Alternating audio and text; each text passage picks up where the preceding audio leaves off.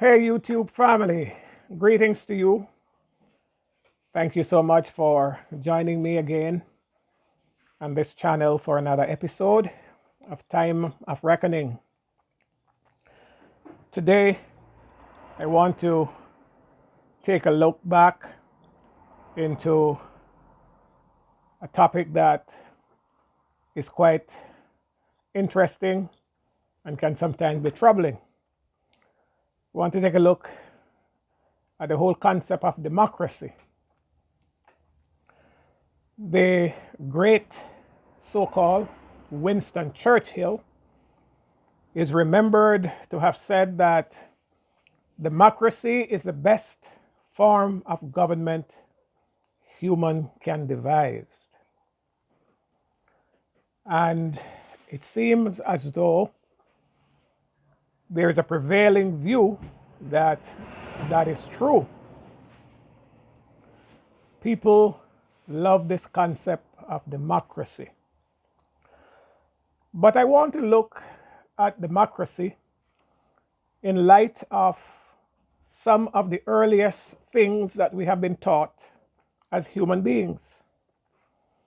We have been taught as human beings that life originated not on planet Earth, but elsewhere in the universe, occupied by the person who supposedly makes the universe. So if we were to delve into theology a little bit and agree for a moment that there is a God who is supposed to live in a place called heaven, and there are creatures that were made by this God, and they were made considerably long time before humans were even thought of on the earth. Now, according to the Bible, there was no democracy there. In that place we call heaven, the example that we find in God, he don't seem to like democracy. That's a fact. Now, anywhere you find a large group of beings, it seems as though you will have discord. Because according to the theological theses, we're told that there was a fellow who supposedly was brilliant among the population of heaven, who seemed to come up with this idea of democracy. And so he wanted to share rule. But according to the thesis, God would have none of it. And so it led to trouble in the universal space. The thesis said that he was cast out after much problems. And there are those who agree with him, whatever the size of the population there. A third agrees that a democratic process would perhaps be a good idea. And so they join him in leaving ranks, breaking ranks. And by that time, it is said, according to the theological thesis, that the first pair of human beings were created here on the earth. And right away, the leader of the rebel group, the leader of the democratic group, went to work right away. And it did not take much convincing that the pair of people here sided with the rebel group. They seem to like democracy too. And so we know that the rest, as they say, is history. Because since that time, we have grown accustomed, the world has grown accustomed to different forms of leadership overthrowing other forms of leadership until you have world powers overthrowing other world powers. And so here we find ourselves in a world today, in a space and in a time where democracy seems to rule the roost. But if God does not like democracy, what does he like? Well, any institution, any organization where one person rules for life, we have grown accustomed to calling that dictatorship. So let us agree that God is a dictator. He tolerates no dissent. He tolerates no sharing of power. And so there are systems in the world today that are pretty much like that. There are systems in the world today that does not believe in power sharing. And those powers in the world today, strange enough, are labeled demonic. They are labeled all kinds of bad things. But in my experience, in my understanding of the theological theses, it seems as if those method of rulership seems more aligned with that of what the Bible teaches about God. Because all powers are vested there. And this concept of sharing power don't exist there. It's not tolerated. And so when we look in the world today, we seem to see the same system of heaven operating here on the earth. Well, I guess we have been taught, thy kingdom come, thy will be done on earth as it is in heaven. So there seems to be some sameness about the things happening here on the earth and the things happening in heaven. In fact, the disciple Matthew,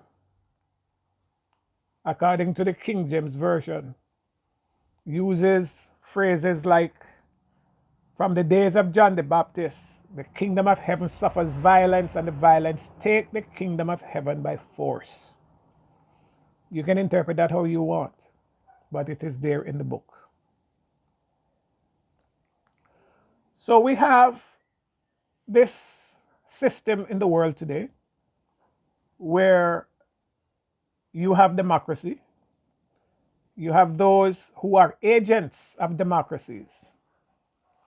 The present world power, the United States in collaboration with Britain, the European Union, that quote unquote democratic bloc of nations.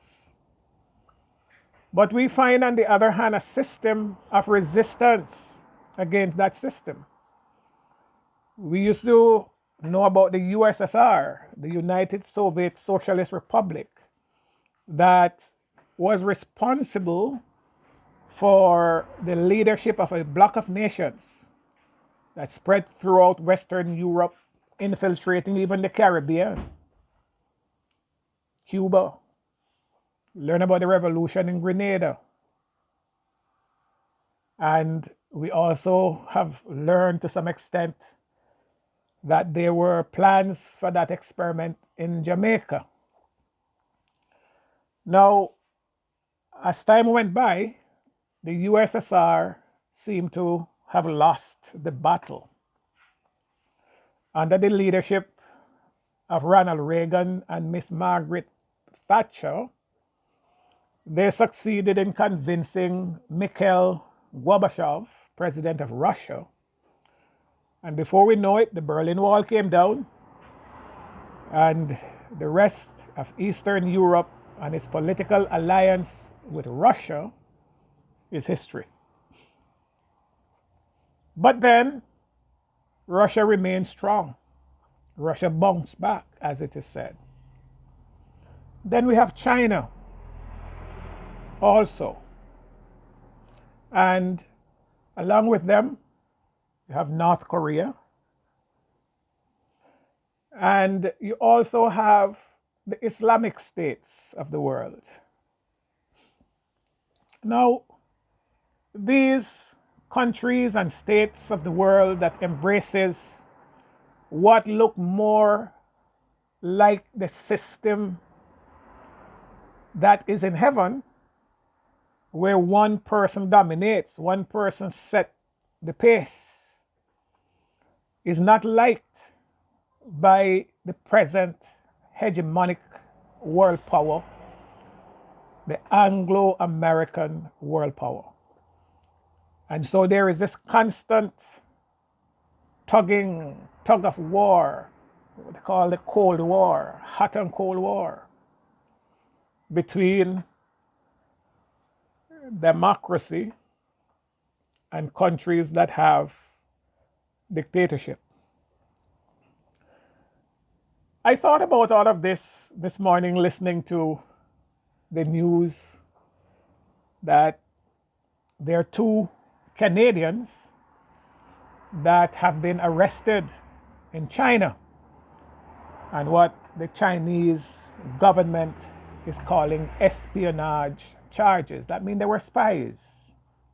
And so they arrest them. I have no way of proving who these men are, what their business were in Beijing.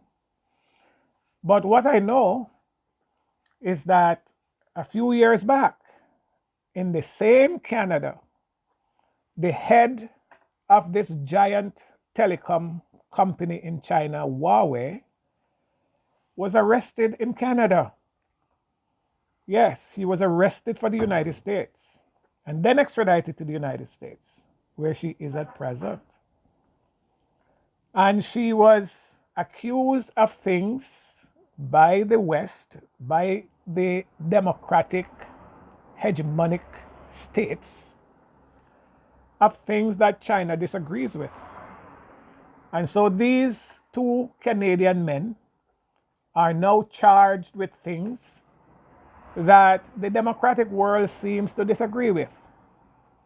But what I find interesting, that motivates me to want to do this video, is the fact that China cannot be bullied. China cannot be bullied. If these two men were in the Caribbean, if these two men were in other places that are weak, just one order from the United States or one order from Canada, if these men are not released, visas would be revoked. Visas of heads of government can't travel to the United States, can't travel to England, can't travel to Canada, can't travel to heaven virtually. But they can't bully China. So I am expecting in the not too distant future to hear that in an effort to secure the release of these two men who are going to be very important to Canada, that they're going to release the head of Huawei, that according to China, they are holding unjustly for their own wicked purposes. So they're going to have this exchange. And it caused me to see how crazy this thing called democracy is. You know, when China take a position, they can't be bullied by the West. Can't be. The other day, Britain take some action against some news network from China, and China shut down BBC. And they're complaining. And that's the thing about these democratic societies. They complain easily. They cry for everything. They cause trouble first, and then they start crying when it is meted out back to them. You know? So you have to ask yourself, how does the system work like that? And in these democratic societies, where people are free virtually to do almost anything, in democratic societies, laws are set up for the weak and the feeble, because the rich, the famous, and the powerful get away with murder. Get away with murder. I watched an interview out of England from this lawless, immoral son of the Queen. And this man is wanted for questioning in the United States because of his being in cahoot with the man Epstein, who they say died in jail, whether he commits suicide. Because I heard from the same Prince Andrew that based on certain scientific facts about the neck bone of this man, there is great doubt if the man really hung himself, if he commits suicide. Grave doubt. But that hegemonic power, if they say so, you have to accept it. You can have your doubt, but they're not going to allow you to prove anything. And they want the Queen's son for questioning. But they can't bully him. He can't be bullied because these guys exist above the law. Exist above the law. Look at the former president, Donald Trump. A lawless, worthless, good-for-nothing man. But yet he served 4 years as president. And when he lost power against his liking, he nearly bring down the whole country. You can't do anything to these guys. They live above the law. They live above the law. But a small man like me, and so many others, they scrape you up easily, throw you in jail, take you in for questioning, send the police to search your place for no obvious reason, say you have things you don't ever even know about. Because the law is for these peasants. It don't affect those persons who are the criminals of this world. It don't. It does not. Then when you look what is happening in Miami right now, the spring break in Miami, democracy means that these people should go out on the street, defy all common sense, no mask. And so now that state of Florida, especially in the Miami-Dade area, is now going again under curfew because there's a new strain that is very common down there, and the virus is raising its ugly head again in a vicious way. You know, you can just appreciate that there's something that is fundamentally wrong with this concept of democracy. And you can see why, according to the theological thesis, God never wanted to tolerate it. It's anarchy. It is anarchy. It allows people to vilify others. It allows people to tell the most vicious lies on others and they have no recourse. It allows people to kill people for no justifiable reason just because their view is different from their views. It allows one leader from one country to go into another country and kill the leader of that country for no apparent reason than the fact that he's not working in the interest of your country. That's democracy for you. It's wicked. It's criminal. I remember George Bush Jr. as saying that the foreign policy of the United States is not fair, but it works for America. You remember that saying? I'm sure you should. George Bush said that. The foreign policy is not fair, but it works for the United States. So these people, they don't care about justice, don't care about fairness. In the aftermath of the last election that led to Joe Biden becoming president, what you find, Republican states are now enacting hundreds of laws in different states that is designed to ensure voter suppression, because the only way the Republican Party can really win an election is if votes are suppressed. And that is democracy. These are the things that democracies are all about. So personally, as an offspring of people of resistance, I am a descendant of enslaved people who had to fight for freedom. I love resistance. I love country of resistance. Not that they are much good, but it is good to know that there are some countries in the world that can stand up to the hegemonic and demonic operations of these so-called states that are democratic. Because they're wicked, they're evil. They're wicked, they're evil. The Bible said God don't like them because God himself is not democratic. He does not tolerate democracy. So when these leaders are putting their hands on the Bible and swearing in and all of this, they are participating in a system according to the same Bible that God hates. So think about these things. I hope it provoke your thoughts. Hope it provoke your thoughts. And I look forward to some feedback from you. So until the next time we look at another subject matter, I want to encourage you to share these videos with your friends and others who you think can benefit. If you have not yet subscribed, I want to encourage you to subscribe. Hit the like button. Send me a comment in the comment section of the video. And until we link again in another time of reckoning, so long.